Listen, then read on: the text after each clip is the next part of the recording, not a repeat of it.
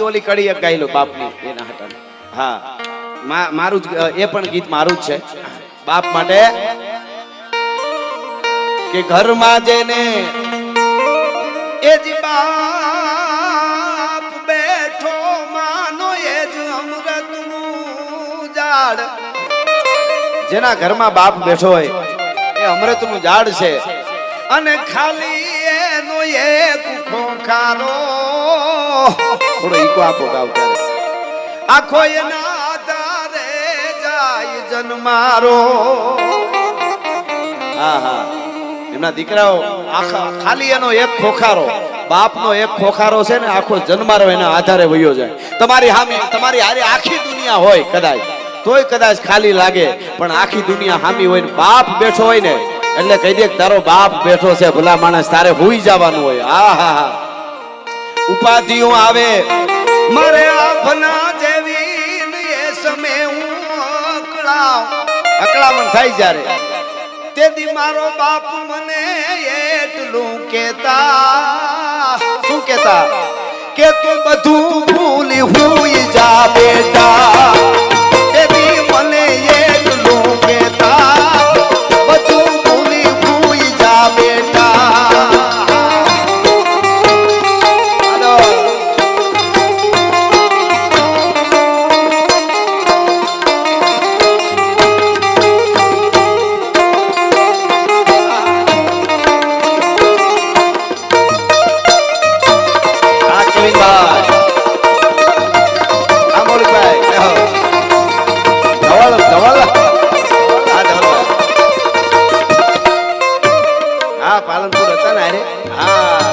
હવેની ઘડી સાંભળજો બાપ માટે શું કે ખબર ગમે એવડી ઉપાધિ હોય તો એમ કે બેટા તું હુઈ જા પણ હવેની કડી મને બહુ ગમે છે.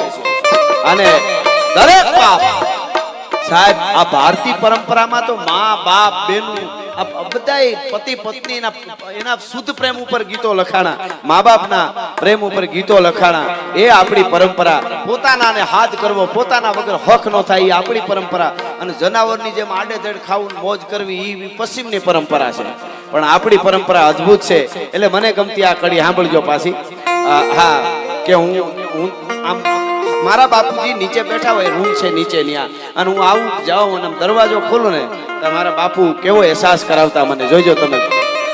હું દ્વાર ખોલું તા દરવાજો આમ ખોલું અને જોઉં હામું જોઉં તો આમ બેઠા હોય હામાં થઈ જાય અને આમ હામાં જોવા માટે બેઠા થઈ જાય અને આંખમાં આંખ નાખીને એટલું કે બેટા મોઢે કેમ છો ઝાખો એવું એની બોલતી આંખો.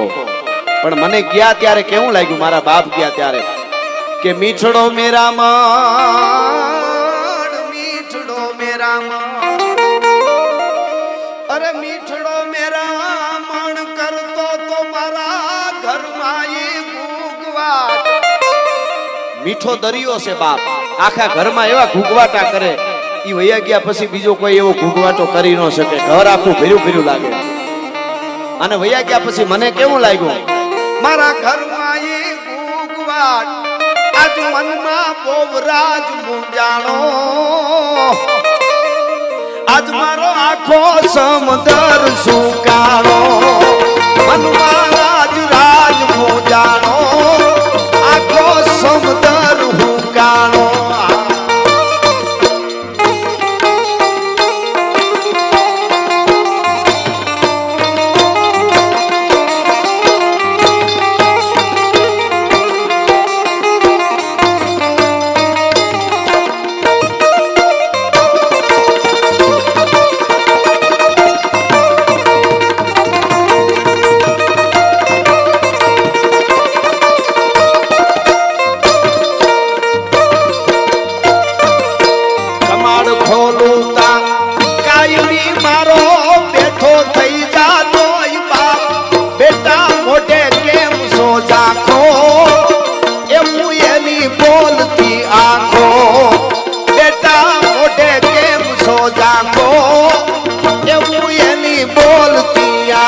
બાપની આંખ કહી દે મારા દીકરાને કઈક તકલીફ છે એને કેવું ન પડે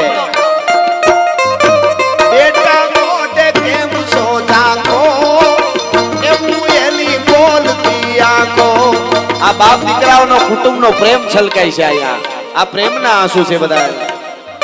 બેટા મોઢે કેમ છો જાતો, એવું એની બોલતી આંખો, એવું એની સત સનાતન ધર્મની નમઃ પાર્વતી પતિ હર હર મહાદેવ.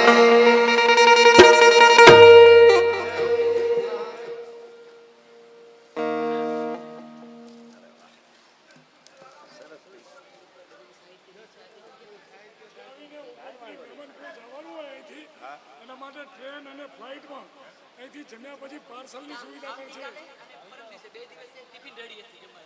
વાહ વાહ, બહુ સરસ. અનિલભાઈએ બહુ સરસ જાહેરાત કરી. મહેમાનોને માન દલ ભરીને દીધા, નહીં તો કાઉ પાથર છે પ્રાણ હાચું હોરઠિયો ભણે. આવતીકાલે અને પરમદી ફ્લાઇટમાં ટ્રેનમાં જેને જવાનું હોય એને જવા ટાણે હારે ટિફિન પણ લઈ જવા માટે તૈયાર હશે, એટલે એનો લાભ લઈ લેજો બધા. હા હા, મહેમાનોને માનવી ખવરાવીને ખાય, ભેદુ કવિ મેકરણ ભણે, મારો ઠાકર રાજી થાય. એટલે એકવાર જોરદાર તાળીથી વધાવો આખા આયોજનને, અનિલભાઈને બધાઈને. અરે અનિલભાઈની કાલે ફ્લાઇટ છે. આવું સરસ મોજ કરાવે, આવા 3 ટાઈમ જમાડે, મોજ કરાવે, પ્રોગ્રામો કરાવે. તો એમ કહે છે ક્ષમા વિરસ્ય ભૂષણમ, તો એમ કહે છે કે મારી કાંઈ ભૂલ થઈ હોય તો મને ક્ષમા કરજો, માફ કરજો. તાળીએથી વધાવો એકવાર. આ પ્રેમ છે હો. પ્રેમના પ્રાગવડ હેઠ અહીંયા કંઈક પ્રિતાળું પોઠી ગયા, બાકી રાકા રોતા રહ્યા, ઈ તો ભૂંડા મોયે ભૂદરા. પ્રેમના ઉમીટ્યા પૂર, એમાં અણતારું હોબા લીએ, બાકી કોક તરિયાવ તાગ લીએ, એમાં ભમરિયું વીંધીને ભૂદરા. મેં કીધું શરૂઆતમાં તમને કે આવી રીતે પ્રેમ હાસો બાઈટો હોય ને ખબર ઈ જ આવા કરી શકે. નકર તો ઓલા નહીં, અમે હમણાં ન કીધું કે ઓલા ગંગાજીને કાંઠે લઈ આવ્યા એટલે કીધું કે ધાન લાવો બધા 7 પ્રકારના, તો કે એકોઈ પ્રકારનું નહોતું એટલે બાપા ગુજરી ગયા. પછી ગોર બાપાએ કીધું કે તો તમારે એક જણાને ટકો કરાવવો જોઈએ, મુંડાવવો જોઈએ. એ કે ટકો કરાવવો જોઈએ, કે મારા બાપાએ આખા ગામના ટકા કર્યા છે, નહીં હાલે? બોલો શું એને તમે શું કહો? કે એને આખા ગામના ટકા કર્યા, હું ન કરાવું તો ન હાલે? એટલે એની વાત નથી. એક જણાને બાપા ગુજરી ગયા, બધા ખરખરે આવે. એમાં એક ગામનો કોઈ ભાઈ ખરેખરે આવ્યા ને બેઠા, આવીને ઓલા છોકરાને કે તમારા બાપાએ જિંદગીમાં એક કામ સારું કર્યું. એટલે ઓલા છોકરાને એમ થયું મારો બાપુને સારું કામ કર્યું, એ તો એને ખબર હોય ને. એ કે તમારા બાપાએ જિંદગીમાં એક કામ સારું કર્યું. તેનો છોકરો કે હું કર્યું? એને તાલાવેલી હતી જાણવાની. એ કે આ ગુજરી ગયા ઈ. બાકી તો માગ્યા મોટરસાયકલ લઈને 30 કિલોમીટર કોકની હગાયું તોડી આવતો તારો બાપો. હવે એના શું રાહડા ગાવા, એની શું વાતો કરવી. એટલે ખૂબ આનંદ કર્યો આખા. અને આપણે 2 કલાકનો રાઉન્ડ થયો અને તમે બધા ખૂબ રમ્યા, બધાને લડાવ્યા. અને પોર પાછા એસી વાળા હોલમાં આપણે આવવાનું છે ને, અમારે મયુરભાઈને આવવાનું છે. અને પોર પાછો હળરાટી બોલે એવો પ્રોગ્રામ કરવાનો. હા, જો ભાઈ કહે છે વિજયભાઈ કે આવતા વખતે અમે આવીશું, એટલે હું આવીશ અને ભાઈ પણ આવશે. મયુરભાઈ પણ, મયુરભાઈ ટવકશે ને હું ટવકી. એટલે મને ભાઈનો ભાવ હતો તો હું 2 કડી લઈ લઉં. છેલ્લે મેઘાણીનું ગીત, શિવાજીનું હાલરડું આપજો થોડું, વાંધો નહીં. વિજયભાઈનું એમ કહેવાનું છે કે રહી ન જાય એટલા માટે. બરાબર છે ને બધા? બા તો યા ભમાવું ગેલ ચાંદલો ને જીજાબાઈ ને આવ્યો ઈ બા.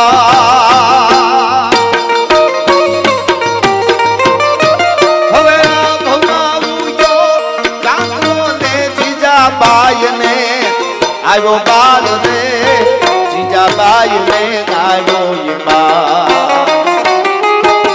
બાલુડા ને માગી જોડે ડુંગરા ડોલે, શિવાજી ને નીંદરું નાવે, માતાજી જાબાઈ ઝુલાવે. તમે તમારું કોઈનું ગામ ભાભર હોય કે કોઈ પણ આજુબાજુનું ગામ હોય, તમારા ગામમાં કોઈ મોટી કંપની આવી અને એમ કે આટલા 1000 કરોડ આપ્યા, 15 દિવસમાં અનિલભાઈ 700 માણસ સામે એવડું પ્લેન ઉતરે એવું એરપોર્ટ બનાવી દો, એમ કોઈ કંપની કહે આટલા કયો એટલા 1000 કરોડ આપ્યા, તો તમે બધા એમ કહો કે હેલિકોપ્ટર ઉતરે એવું કરી દે. 15 દિવસમાં 700 માણસ સામે એવું જમ્બો જેટ પ્લેન ઉતરે એવી વ્યવસ્થા ન થાય. સાંભળજો, જો 15 દિવસમાં 700 માણસ ઉતારે એવો પ્લેનની વ્યવસ્થા ન થતી હોય, એના 5-7 વર્ષ હોયા જતા એને ઉતારવા માટે, તો આ ધરતી માથે જલારામ બાપા જેવા સંતોને ઉતાર્યા, આનંદ પ્રકાશ બાપુ જેવા સંતોને ઉતાર્યા. એ માએ કેટલી તૈયારી કરી છે, કલ્પના તો કરો. એમનેમ નથી થતું. ભલિયું વીણના ભલા કોઈ દી નાગડા નર નો નીપજે, મનહર મુખે માનની ગુણિયલ હોય ગંભીર, એની કુખે નર નીપજે વંકડ મૂછા વીર.